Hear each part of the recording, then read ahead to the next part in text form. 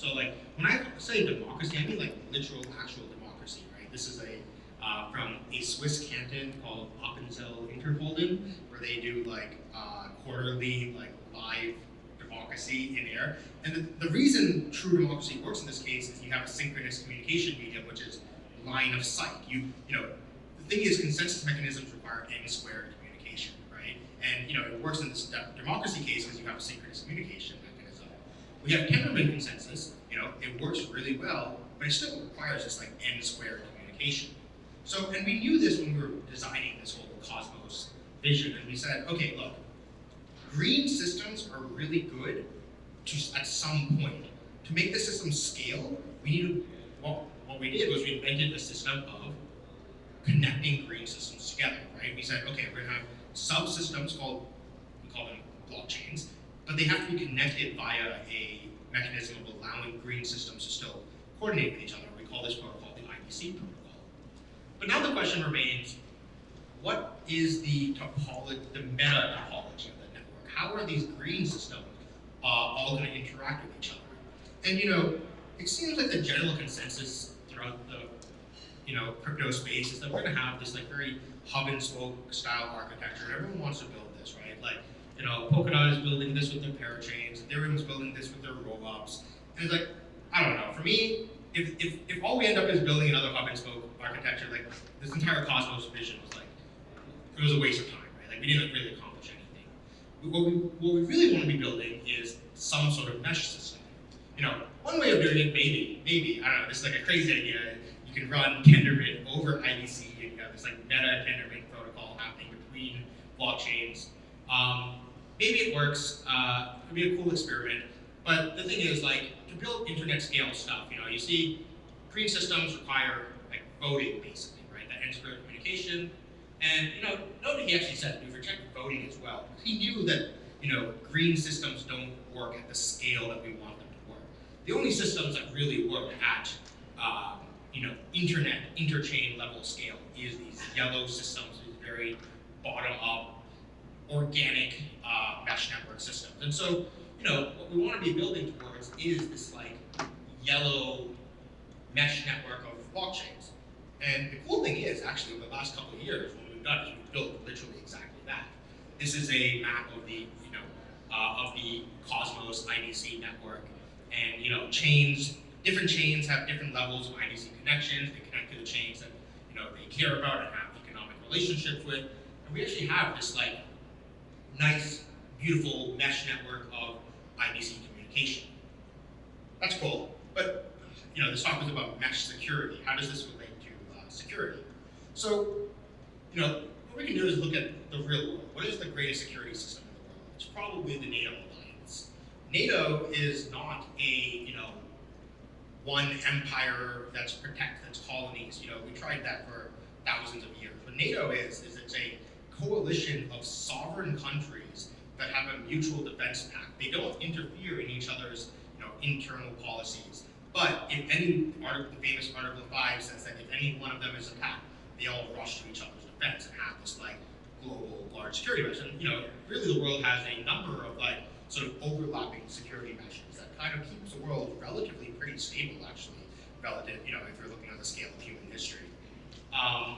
And so how does this relate to how it's going to work in blockchains? So in Cosmos, we've had this idea called interchain security for a while. I'll step quickly through like the evolution of the stages of interchain security. So we have like so this is like a treat this as a diagram model. So this like dark blue circle on the outside, that's a blockchain. This inner circle, that's a validator set, and the fact that there's an arrow pointing at the other circle, that means that validator set validates that blockchain. So we have the interchain, so two sovereign blockchains, let's say Cosmos Hub and Osmosis. They have their own sovereign validator sets, validating their own blockchain. We have the interchain security V1, where you have the validator set of one blockchain validating a second blockchain. The entire validator set of one blockchain validating another blockchain. Really, if you think about this, this is not that different than really just block size increase, other than you're parallelizing it a little bit better. So there are some benefits, but it's not really super interesting. And you can build this into like a larger hub and spoke system. Cool. The V2 is this idea that, hey, you can have a subset of one of the blockchains validating another blockchain. And this is basically this idea of sharding, which is, that's what a lot of people have been working on, Polkadot, everyone. And you can build this out. It'll work. But I think what gets really interesting is when you get into like the V3 of interchain security, where you have a sovereign blockchain like Osmosis that has its own validator set, but it can be augmented by the security of another validator set. And the world that the Cosmos Hub blockchain is building towards right now is still this like very hub and spoke system where the Cosmos Hub can help provide security and augment the security of other Cosmos blockchains. The problem is this still leads you to a very like red hub and spoke world. When really what we should be building is this mesh security system. Basically all it's saying is, hey, take interchain security v3 and run it bidirectionally. Yes, Osmosis security can be augmented by Cosmos Hub security, but Cosmos Hub can also be augmented by Osmosis security. And what's cool is if you build this out, because everything's happening bidirectionally, you can actually build this like really cool security mesh where all the blockchains and app chains are securing each other. So, let's walk through a little bit how this will work, like technically in practice. So first of all, I think it's interesting to note, like, this is just a nice heuristic to look at, but this graph basically tracks what is the validator set overlap between all of these Cosmos chains. So if you look here, let's say two chains like Osmosis and Juno, 75% of Juno validator power is also running Osmosis. Meanwhile, 72% of Osmosis validator power is also running the Juno chain. So there's clearly, like, some people might say like, hey, this is like not good. This means there's like very, a lot of centralization. I see this as a good thing. This means that there's high overlap in community and like economic stakeholdership between these communities. And we should be taking advantage of that overlap. So, arguably, I would say today we're already using something I would call like soft shared security, which is like, look, 72% overlap in validator sets. If a bunch of validators like did something malicious on Juno and stole a bunch of money, I'm pretty sure we would use governance to slash them on Osmosis as well, right? Like, that seems like the logical thing to do. This is like this like soft, unspoken thing. I think what we should do is actually codify it, build it into the protocol itself. And to do that, we propose something called cross-staking. So what cross-staking means is, imagine you have one validator, notional, they're validating two different chains, both Osmosis and Juno. What they can do is they can actually correlate their identities on both of these chains. And you can do this by signing transactions from accounts on both the chains, and they can like correlate and say like, hey, yes, we are validating both chains. And what will happen then is if they produce a toxic malicious block, does something malicious on Osmosis, they're gonna get slashed and burned on both chains. So, question is though, why would they do this? Well, they're obviously increasing their risk by doing this, right? Why are you putting more assets up at risk? The thing is, you can economically incentivize this because what you can do is you can prove to both blockchains that like, hey, I've cross-staked on Juno and on Osmosis, and both chains can give a slight increase in voting power for doing this. And all the validators will be economically incentivized to do this sort of cross-staking. Wouldn't this lead to validator centralization though? Like, so let's say you have a validator notional and a validator figment. They're both running on Osmosis, but imagine notional also cross-staked on Juno, and they're getting 5% boost in voting power. Right? So if Amelia, a delegator, shows up and says, hey, which validator is she going to delegate to? Obviously, she's going to go delegate to notional because they have higher rewards. Where should I be aiming this? Okay. Yeah. Okay. So yeah, that's not great. That would lead to like validator centralization. So how do we avoid this? The trick is you don't use the validators as the fundamental unit when thinking about staking systems. You use delegators as the fundamental unit of when you think about staking systems. So Amelia will come along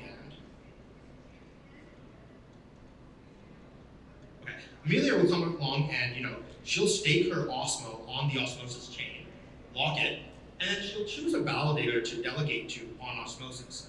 But what Amelia can do is she can choose any validator she wants to cross-stake to on Juno. So she could choose to cross-stake to Notional on Juno while still remaining staked to Figment on Osmosis. And you can use the fact that validators are running on multiple chains as a nice UX feature. You can have it as a default that hey, if a validator is running on more chains, it'll automatically cross-stake to them. So let's say she delegated Figment on Osmosis, and it happens that Figment is also running on the Cosmos Hub. It can be a default option that she'll automatically cross-stake if she'd like. Now, and the same thing will happen. If any of her validators that she's cross-staked to does anything malicious, they will go. Her Osmo will get slashed. And so what this is doing is this is increasing the economic power that's securing the Osmosis chain and every other chain in the system as well. Another question I get often is, doesn't this mean that another chain's validator set might be able to just completely overtake yours? And imagine someone like Binance. Binance has almost 7% of the validator power on the Cosmos Hub, but just given the economic power there, it's worth a lot of, I think it's worth around $160 million. And if they just, let's say they're the only validator that decided to cross-stake on a small chain, they could easily take over, get 67% total voting power on that small chain and take it over. So how do you solve this? Well, you just cap the amount of voting power that cross-staking can get. So, imagine on Osmosis, we say, hey, Atom cross-staking can only give a maximum of 10% of the voting power. So what will happen is, as more and more Atom gets cross-staked, the voting power that Atom makes up, Atom cross-staking makes up on Osmosis will go up. But once it hits the cap, more people can keep cross-staking. The economic value securing Osmosis will keep going up, but just the voting power that you get per unit of Atom will get diluted. And so, it still is using the full economic weight, just not giving one-to-one voting power, which is nice because, if you want to be fully optimally exposed to Osmosis upside, we'd still prefer you to be staking Osmo rather than cross-staking Atom. But it's a nice, a benefit that you have, that you're able to cross-stake the Atom. So, why are chains going to do this? How are chains going to, choose who to cross-stake with? Well, if you look at NATO, right? Only 4 EU countries are not part of NATO. Countries that have high levels of economic interdependency want to have security relationships with each other. And so, we imagine something similar happening in the system, in Cosmos as well, where let's take something like Axelar and Osmosis. Osmosis makes up over 70% of Axelar's TVL right now. Meanwhile, 4 out of the top 10 assets on Osmosis are bridged by Axelar. Obviously, there's high levels of economic relationships here that we want to build a sort of joint security relationship with, such that we will, from Osmosis' perspective, it would be highly beneficial to make sure Axelar is getting as much security as possible and lending our security to them to be able to do that. Same thing goes with something like Osmosis and the Mars protocol, right? Mars and Osmosis are building this sort of effectively joint leverage trading product together, have really high levels of economic relationships to each other. So of course they're going to want to, build some sort of economic, security relationship. In fact, Osmosis and Mars have such a high economic relationship. We're throwing this dank-ass party at Cosmoverse next week that you should all come to if you're going to be there, September 26th, Monday. Yeah. So, also, hint, which chain in Cosmos does everyone have high levels of economic relationship with, right? We are the biggest DEX for Evmos. A top 60 coin only listed on Osmosis, no real centralized exchange, right? That's pretty amazing. Or Juno, we're the biggest DEX for Juno as well. So, I think that obviously Osmosis is a place where a lot of Cosmos chains are going to want to build up these security relationships with. And, we kind of actually, I don't know if anyone remembers this idea that we used to have back, and we're still working on, called interfluid staking. And if you think of it, it's actually sort of a format of this where, liquidity is a type of, liquidity is security, where right now, so many chains have a lot of their assets and liquidity sitting on the Osmosis chain. They have high economic relationship with us. Interfluid, so we have this whole superfluid staking concept in Osmosis where you can use DeFi assets like LP shares in the proof of stake system of Osmosis, allowing you to sort of cross stake the LP shares really is interfluid staking. It took us a while to realize this, that interfluid staking is just superfluid staking and cross staking are these two ideas that we had combined into one. So, I'm really excited to see how, once interfluid staking comes about, that, all this liquidity that is on Osmosis, hundreds of billions of dollars, will be able to help secure this entire cross-chain ecosystem. But yeah, so I don't know, really excited to be building, this global mesh network of security and communication, and, let's avoid hub and spoke systems. So, thank you.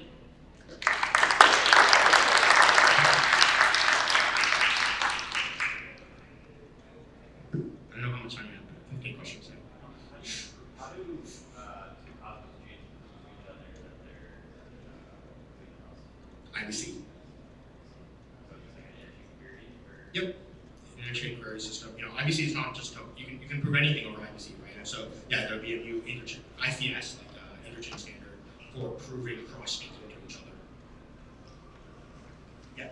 you say that a lot of Cosmos chains with interchain staking will use their value or at least max out their set of Um. Will they say like encompass in the top 25 in terms of stake power instead of the top 50? Yeah, I think that's possible. I think one of, I don't know if anyone saw my talk from Nebular Summit. I think one of the most valuable parts of having an app chain is that you control your MEV. And so I actually think that having your own chain decide block proposers, secure validation can be running by crossing. I actually think like on Osmosis, we only want to let Osmo choose where block producer, who gets you a block producer. And so in that case, you might want to have more validator sets for that, where you to have a more fair market for block production. But yeah, I think they could lead to smaller validator sets in general because of this cross-staking system. Yes. Yeah, I'm new to Osmosis. Yeah, I find everything that you are presenting to be quite compelling, but I am not, like, I like the idea of these chains sort of interacting with governments and with sovereigns, but it's not clear to me how Osmosis fits into it. But that's what I'm curious to know. So how Osmosis fits into it is we're just one of the nodes in this mesh network. We've been in Cosmos, we've been working towards this vision of app chains for a long time. And I believe that most applications are going to want to be their own blockchain. But we always are hit with this question of, how is this system going to be secured? Like, you're not going to get Ethereum levels of security. And the thing is, this is our answer to it, where it's like, hey, by using this mesh security system, all the app chains summed together are going to have more security than like most L1s. And so this is app chains, these sovereign app chains are going to, I say Cosmos' rejection of the back protocol thesis, where our goal here is to kill the concept of like generalized layer 1 blockchain. We're going to have all these app chains securing each other. That's how we make a secure but sovereign systems. And can you just clarify what Cosmo is versus Osmosis and how they integrate it? Yeah, so Cosmos. And then what do people ask questions? Yeah. So Cosmos, all it is this is Cosmos. Cosmos was this idea that the way to build blockchains is this network of many interoperating blockchains. Today I think the whole concept of many chains is obvious. Back when we started this 5 years ago, it was a very radical take. Everyone was like, everyone's just gonna build everything on Ethereum, right? So I think we see, the whole Cosmos vision is basically what's been happening over the last few years finally playing out. And so now, I think the communication system has actually developed to be this very mesh system. Now the next thing to challenge everyone's assumptions here is everyone thinks that security is still going to remain Ethereum is going to be the settlement layer for everything, or Cosmos Hub is going to be the settlement layer for all of Cosmos. It's like, no. Security is also going to be mesh. It's meshes all the way down.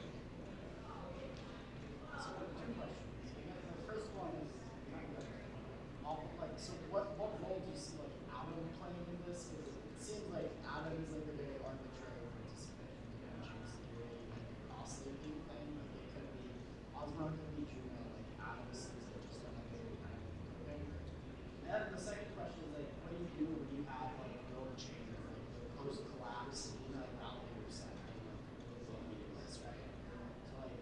suppose that like you guys kind of just cut off the IBC token, right? But, like, in this scenario where there's a lot, it's like a lot harder to kind of like get, you know, like hundreds of chains like cut off with a specific value set. Like how do you, when you do that, like what do you do in that case? Like you just post like the governance mode, does everybody need to do that in parallel? Like what is the Yeah. So, okay, we'll take the first question first, which is what is the role of Atom here? And exactly, I think Atom is just, I don't think it has or deserves a privileged role in this system. I think, the Cosmos Hub chain, the Atom chain, needs to sort of stand on its own merits and like provide and there's like interesting stuff coming down the pipeline with like actual value accrual for Atom as a token. But in the mesh, I don't think there should be any special privileged chain. yeah, Basically. it seems like it does the opposite of free value. Yeah. So And and at the end of the day, still, Atom has a very high market cap right now, and so it will obviously be an important player in the mesh, right? Like Osmosis has high economic dependency with Atom. It is the biggest non-Osmo asset on our DEX. It is our primary on-off ramp into the system. So obviously we're going to want to do cross-chain staking with But Cosmos. this isn't the use case that Apple's looking for. Right. The question about what happens if the value of one of the tokens in the system crashes to zero in a matter of Not days. necessarily, just looking at like a bad value set that is like very kind of spread, like you Yeah. use it in a lot of parts of the mesh, but then the value set for some reason like the Yeah. value of this token crash. Yeah. So, throughout the entire Terra crash, the validator set never went Byzantine, right? Like they were always running fine, right? And the key is that the point is that chains can cap their exposure. That was the whole point of the capped value of cross staking. We're like, hey, we can cap the amount of voting power and influence that this other chain has on our validator set. And the other, you can also use governance to kick out, cancel cross staking relationships. How to value cross staking tokens. You probably want to be, Osmosis has TWAPs on chain that we will then export as, they currently use on the Osmosis chain, but we will export them as oracles that all Cosmos chains will use. So you can say hey, as the value of Luna is decreasing, decrease the cross staking power it has on your chain. Okay, yeah, so you have to like kind of do like a two-off based. Yeah. How do you deal with, I guess, like the lack of fungibility? Let's say an asset is being valued by some Osmosis and Atom. Right now, nothing is being multi-hop routed. Almost everything is being single hop routed. So let's say you have, Isn't that not a version of no, I'm saying nothing is being multi-hop routed. So right now, if you have, so let's say you want to send Osmo to the Juno chain, right? We're not going through the Cosmos hub. Nothing is actually using hub and spoke routing today. Everything is already using single hop. And so let's say you have Osmo and Juno, and you want to send it to Secret Network. What you do is you don't send it directly. You have to first send it back to Osmosis and then to Juno. Every chain. that, I guess, doesn't that require hub and spoke model? You still need throughput on the hub chain. Every chain is the hub for its own native tokens. So yes, the Cosmos hub is the hub for Atom. Osmosis is the hub for Osmo. Juno is the hub for Juno. So yes, I guess it is from the perspective of a specific token, it is a hub and spoke system. But from the perspective of the system, there is no single hub and spoke system. Yes. So I'm quite used to understanding Cosmos system and shared security.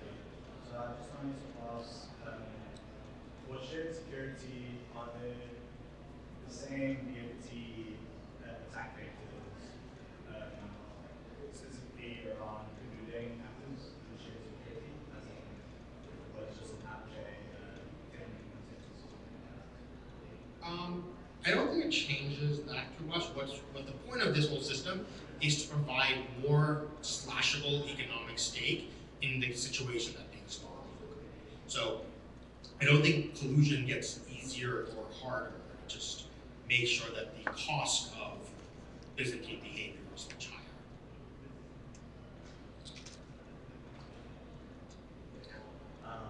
In a world where a lot of staking on Cosmos, we call it delegated from big staking. Where a lot of staking on Cosmos is liquid staking, like Strides. Is there implications for cross staking in terms of like liquid staking? Yeah, so I think like liquid staking providers would become a lot more powerful and they get to choose like the cross staking as well. If they want to maintain fungibility, they have to have the same cross staking set as well, right? And so what they will, they'll become more powerful actors in the governance system, and that's why I have some qualms with the concept of liquid staking in general, but it's a hard thing to find. So yeah.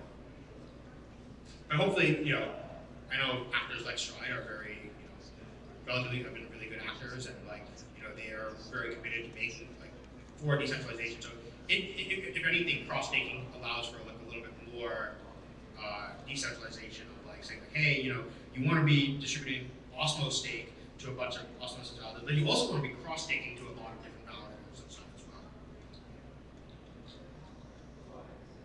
Cool.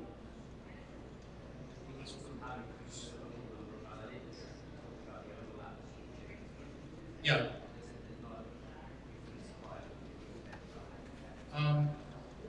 You mean technically enable more validators or get more validated people running validators?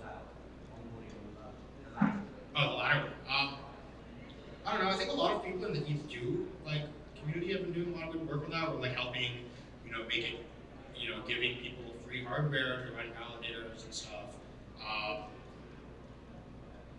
Honestly, I think I feel like running the number of validators actually isn't really getting more people who want to run validators hasn't seemed to be a big issue. The bigger issue is making sure that we have right now what we have is this really long tail of validators that have de minimis actual voting power, and voting power is still concentrated in the top 10, top 20 validators. So whether we had, that's honestly why we haven't we could actually easily increase the number of validators on Osmosis today. We currently I think have 118, I think, because that's the number of elements. But we can have we can up that to 500 tomorrow with no real impact or anything. But the problem is it's all the validators, it doesn't help with the decentralization until we can figure out ways of getting the actual state delegation distribution. Yeah. Kind of a follow-up on the staking distribution. So this seems like it's gonna kind of increase centralization. Like 74%, 70% overlap.